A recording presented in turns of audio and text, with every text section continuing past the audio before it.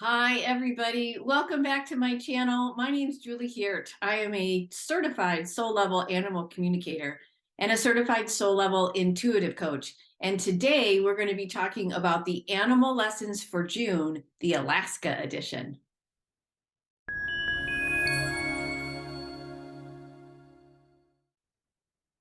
Hi, I'm so glad that you're here. We're going to do a special edition of the animal lessons for the month. I do these every single month. What happens is that the conversations that I have with animals usually end up having a theme throughout a month or the month, if you will. And then that actually sets up the coming month. So all of the sessions that I've had in May, those begin to formulate little threads that lead to help guide us in the coming month. So much of the month of May, I was actually in Alaska. I am part of an organization there, and we had our annual board retreat. And so I was there for several weeks, enjoying the fabulous place that is Alaska, all of the wildlife, all of the glorious snow. Oh my gosh, there was still so much snow. But it was also migration season. And so I got to see a lot of really cool birds and everything like that too. So I thought this month, because I spent so much time in Alaska and I saw so much wildlife, I would actually do a very special edition where I focus on the wild animals that made an appearance for us in this last month and help set us up for the coming month. The biggest theme is that the animals are really here to support us. And when we trust them and trust that support, it can actually open up so much for us. It can open up so many new signs for us to follow and understand where we're going on our path, where we're going on our journey. And also, it opens up so much when we have that support, we can really kind of understand what negative beliefs are holding us back. Where are we really wanting to improve? It just starts to bring some things to light. I just find it so amazing. I'm just constantly in awe of how the animals come alongside and support us. So from Alaska, of course, I have to talk about moose.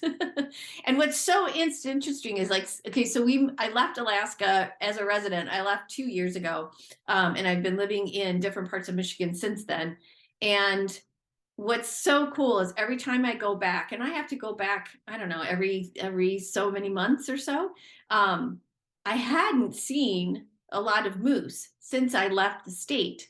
Actually, I will say this, what's so cool is the last animal I saw when I was driving out of the state was a moose, a mama moose and her calf. However, so since coming back, I rarely see a moose. This time, however, I saw three. Bam, bam, bam, right in a row. Different days, but one on each day, different ages, all this type of thing. But I saw a moose, and every single time they were giving me this message of self-esteem. Moose are all about self-esteem, and they're very much because they're very big and they dominate and they stand their ground, and they're actually the most dangerous animal in Alaska, because if you come across a mama and her calf and you kind of tick her off and unpredictable because you have no idea what's going to upset her or make her nervous, she has no problem defending her ground, and she'll stomp on you, which is why when I lived there, I was actually really terrified of them. That's actually changing as I continue to work with them. However, moose are all about us and our self-esteem. And what was really cool was that while I was in Alaska, I was really doubting myself with some of the meetings and conversations that I had to have. And I was double and triple and quadrupling checking myself before I would even say anything. And then even when I did, it was still, some people misunderstood it. I'm going to say it that way. And some negative feedback was kept continually coming back at me, not constructive feedback, which happily take any day, but some really kind of nasty things. So it was really a time for the moose to not kind of, but for the moose to step forward and say, look, we've got you. You have self-esteem. You have this. You are great just as you are. No need to worry about making other people happy. Just stand right there and have that high self-esteem. And so that's why I close my eyes. I can even feel their energy coming up through my feet and just really grounding me and making my root chakra in particular just kind of go. So moose. So self-esteem, know that moose can help you with self-esteem. Another animal that I saw was sandhill cranes. I love sandhill cranes, particularly in the fall. For us, my husband and I, and even our dog Lucas, when we lived in Alaska in the fall, late August, September, they begin to migrate out of Alaska in these huge flocks, and they're way, way up high, but you can still hear them. And it's really amazing. But sandhill cranes are a symbol of strength. And they mean like personal strength, emotional strength, energetic strength. They can go long, long distances, and they go really far, like extreme north, extreme south, to be able to migrate and where they winter and all that type of stuff. So they have a really strong sense of renewal, endurance, that type of a thing. So when you see a far number of sandhill cranes, or you hear them at different times, things that catch your attention, know that they're trying to send you a message of strength. You've got this. You're okay. Similar to the moose, a little bit different nuance, but just know that you too are strong. You too can endure, and you too are on a path of constant renewal. That's what all of this is as far as divine beings having human experience. We're constantly learning, we're constantly renewing, and we're constantly growing and evolving. And the sandhill cranes can help us in that journey as well. So another animal that continually made its appearance known to me, it was so cool, was the snowshoe hares. I love snowshoe hares too. Well, I love everything. So how can I say this? Anyway, snowshoe hares. They're a little bit different than bunnies. They have much longer feet, and their pads are like really kind of big, so they can get up above the snow. They also, at this time of year, switch from their white coats to their brown coats. And where we were in Anchorage, Anchorage had record levels of snow this year. So the bunnies, I still call them bunnies, the bunnies were turning brown faster than the snow was melting. And it was like, oh my gosh, you got it. I'm saying to them, you need to stay hidden. You need to stay hidden.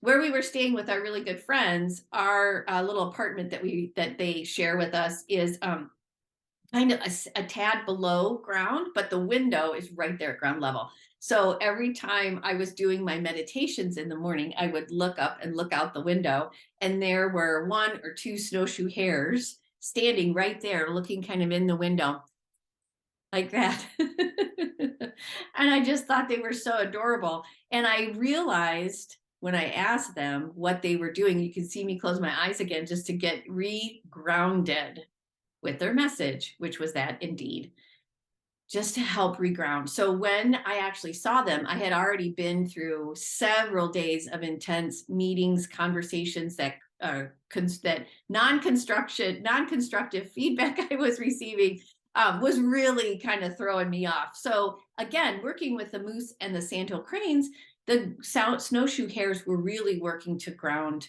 me, because they have just that big, huge foot, paw, leg that sits across the ground, and even their whole belly kind of lays down on the ground as they're eating. So if you feel this month that you just need some grounding, pull up an image of a snowshoe hare, either in your mind, Google it, grab a book if you've got a book of animals or whatever, and just sit with a snowshoe hare in your mind.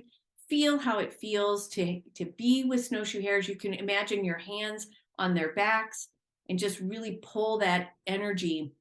And you ask them ask them to help you, and see if that's not a way that they actually offer their help. Of course, we have to do everything with respect and care for the animals, so even energetically. So if you ask how they will help you, that is very much one way that they can possibly show up for you. Another really cool thing that happened too was the very first night we were in Anchorage at our friend's house. So again, after several days of meetings and the very first night we were just getting ready to go to bed, and their awesome Malamute dog, Malamute, Mika's anything but muted. And we were just getting ready to go to bed, and Mika starts barking in a way that I knew immediately there was something outside, because she typically doesn't bark, but she very much alerts when she needs to. And it was a very intense alert. And so I popped out of bed and I ran upstairs, and sure enough, there was a huge black bear boar, which is the male. The black bear boar was circling the house. So we could see this beautiful, beautiful black bear. And he looked so healthy, which is really cool because they've just come out of hibernation, and usually they're kind of thin. This this wasn't. Although I bet by the end of the summer, he's going to be really, really big. Anyway, so he was circling the house and made sure that he was very much seen. And actually, what's really cool is that yesterday I was Zooming with my friend that lives in that house.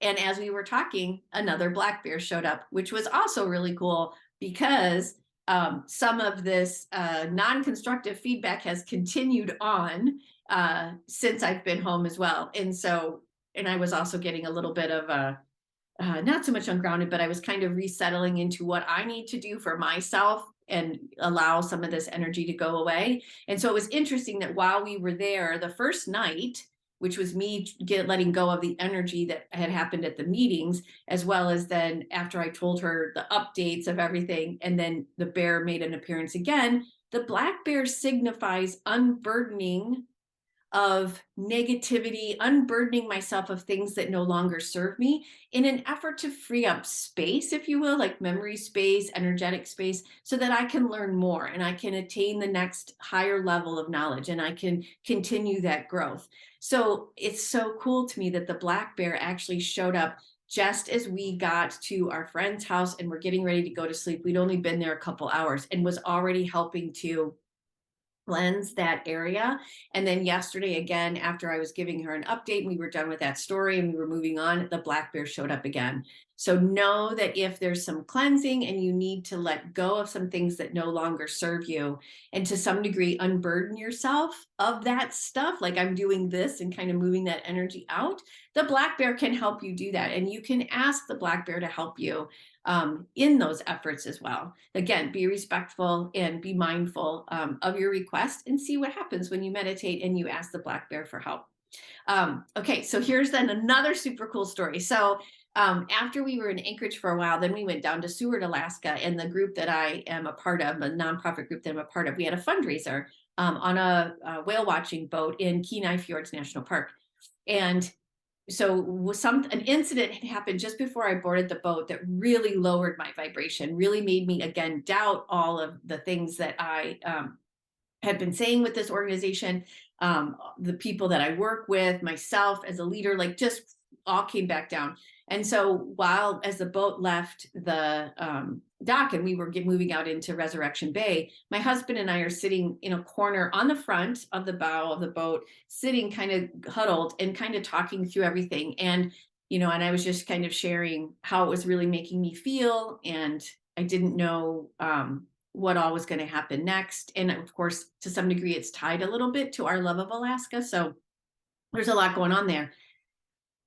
In that moment, I realized that there are doll porpoises running alongside the boat on either side and up in front of the stern or up in front of the bow, just kind of playing in the wake and the foreway, like almost even leading us and guiding us. And they keep coming, they keep doing this, and then they go out, then they come back around, and they did this pretty much the entire voyage. And when we first realized they were doing it, I started watching them and I immediately started giggling. And I realized in that moment that they were helping me to play again, to find my sense of play, to find my sense of joy, to get me to giggle again. Because when we laugh, it actually raises our vibration. And because I was kind of down, I was down and I was mired in this, stuff.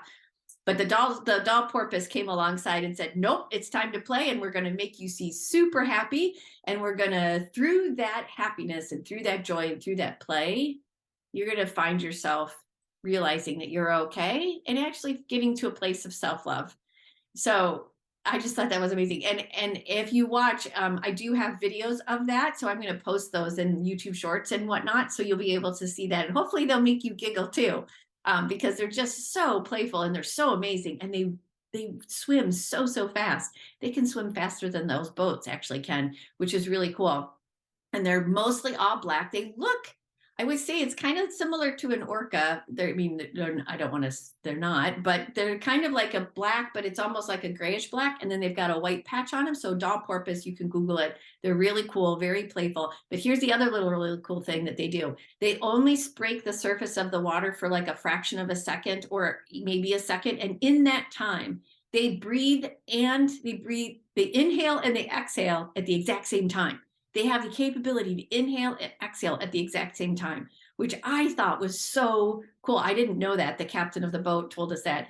She was explaining everything about them. Anyway, but that to me was also a little bit of a message was breathe, breathe. When you find yourself in a lower vibration, in something that's going on, and you're stuck in your mind, any and all of those things, breath, take deep breaths and make sure to exhale through your mouth and just let that lower vibrational energy dissipate through your body. Just let it move. So know that the doll purpose are there for that aspect as well.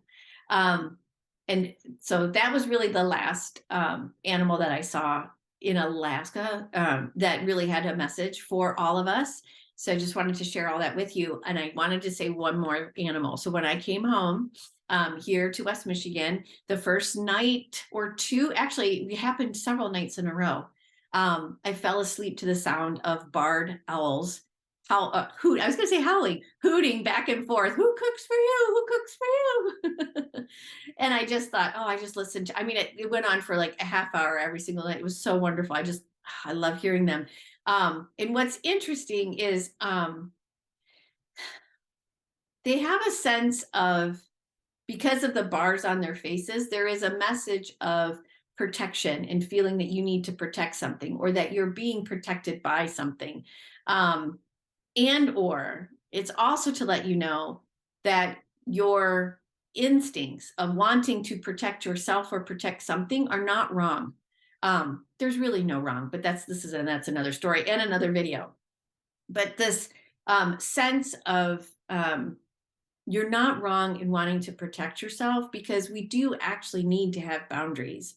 And that's another topic too that we can talk about, as far as anger being a sign that a boundary's been crossed, and anger is not a bad thing. However, that's not what we're talking about now.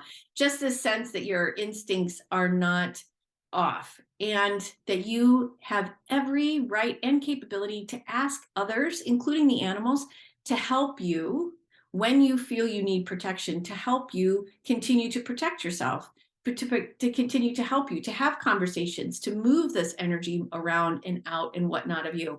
Because your main job here in this human experience, you divine being having a human experience, is to be happy and to be true to yourself and to spend time doing the higher vibrational things that make you happy. And the animals, they're always showing up for us, always showing up for us. So when we trust them and what they have to say and what they're here to show us, we can really do some really cool work and some really good things on ourselves, with ourselves, for ourselves, and for everybody else, but mostly for ourselves to be happy. So I hope you found this video informational and helpful and educational. And I hope these messages from the animals of Alaska and the barred owls of Western Michigan, I hope they help give you some tools and some thoughts and some practices to take you through June. Please let me know what you think about this. Please let me know if I can answer any questions. If you hit the subscribe button, others can find these messages too, as well as if you share them. Please stay tuned too to my YouTube channel all month of June, where I'll share some of the videos of these beautiful creatures that visited and had messages for all of us that they wanted me to share with all of you. And I hope you have a wonderful month of June, and we will see you soon. Take good care.